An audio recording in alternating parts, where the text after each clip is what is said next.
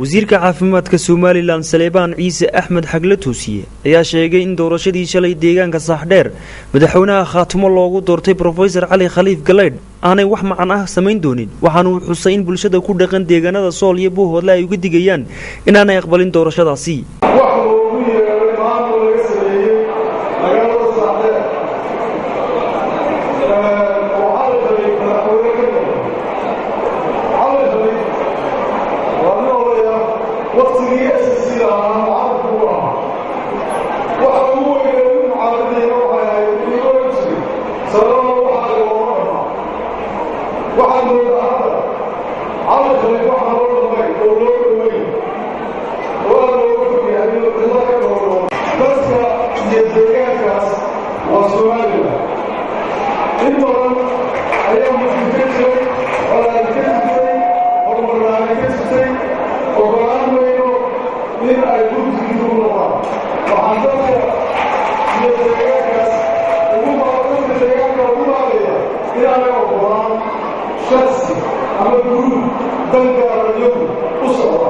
wasiirku waxa kale uu ku eedeeyay dawladda Soomaaliya inay ka dambeysay in Cali Khaliif loo doorto hoggaanka Khaatumo iyo inay xasilooni daro ka wado deegaanadaasi.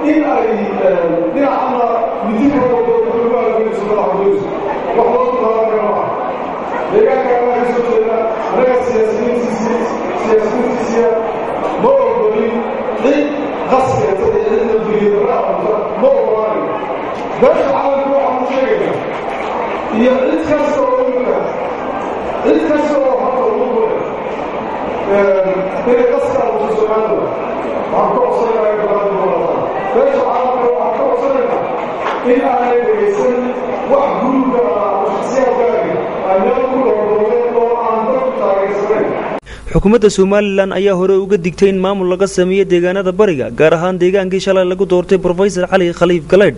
Khalid Xabsi, Kalsan TV, Hargeysa.